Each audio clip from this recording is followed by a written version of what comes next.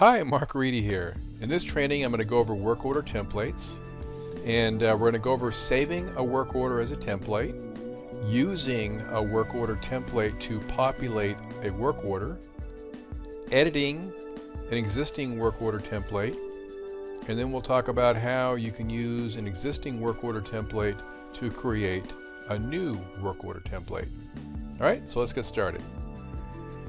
We're currently looking at version 4.6.19, released June 18th of 2015. And so let's go over to the Work Orders tab, and we're going to let's just test this out with an oil change in grease for a 2005 Freightliner in this case. So let me double click to open up an existing work order.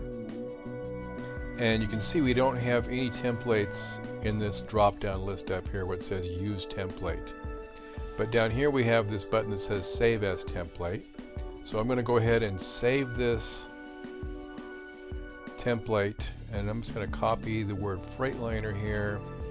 And so we're going to go Save as Template, and we're going to say Oil Change and Filter 2005 Freightliner. Click OK, and now that has been saved as a template. So now if I just save and close this, now if I create a new work order, and I'm going to use the template that we created here, and you can see it was created from the work order number 1756. So if you're ever wondering where the information was originally pulled from, you can see that there in the drop down. So I'm going to go ahead and select that, and that enters in everything that was in the existing work order, the previous work order. It'll bring it in here to this work order, so you can include short descriptions, detailed descriptions, labor items completed, and parts or materials used. And all the parts or materials used will be deducted from inventory if that's the way they were selected originally. So if I open this part here up and look at it, this one was not deducted from inventory, so it's not going to be deducted from inventory.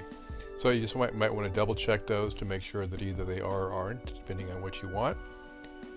And so now if I go back over to the description tab, and you can alter this work order, add to it, change it. You can use that as a base for adding to it, just getting a work order started with a bunch of information that you might not want to have to type in over and over again. So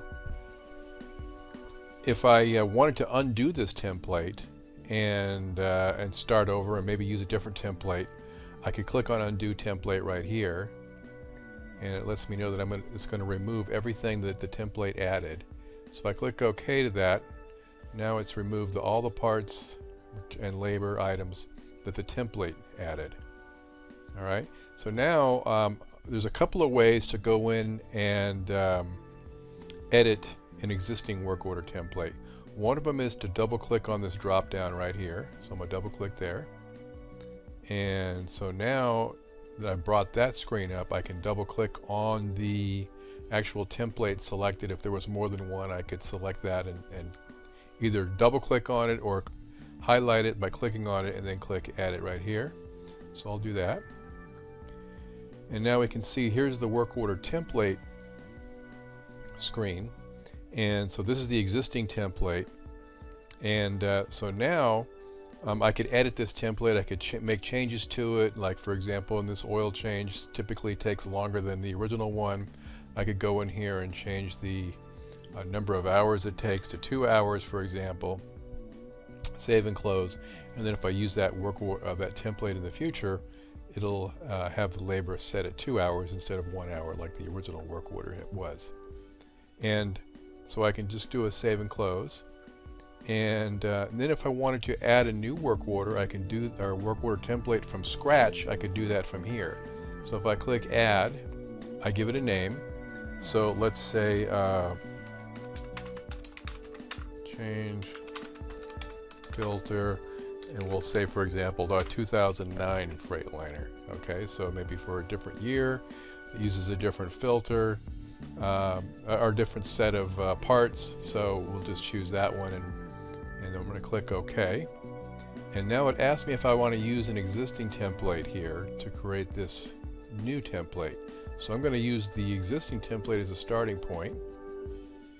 And then what we'll do is we'll take these parts and we'll see if we can find some different parts to use. So then we'll just change that, and we'll just do a save and close there. And we'll change this one here. So that was, let's see here.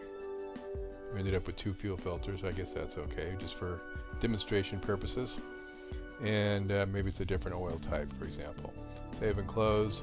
And now if I just save and close that, now we see that we have 2 work order templates in the list. One of them for the 2005, one of them for the 2009. So that's how you can edit an existing template, and how you can use an existing work order template to create a new work order template. Now let me show you one more place to access these templates if you're not in a work order. Let me go ahead and close this. Let me just go ahead and just create this 2009 one, and we can see the new labor, we can see the parts. So do a save and close. So we have that new work order created from the work order template. And now if I go over here to Forms, drop down List Maintenance, down here at the bottom there's Work Order Templates, and that'll bring up that same little screen that you could get to from double clicking on the Work Order Template drop down. So that's it for Work Order Templates. Hopefully this has been helpful for you. Thanks for watching. Have a good one. Take care.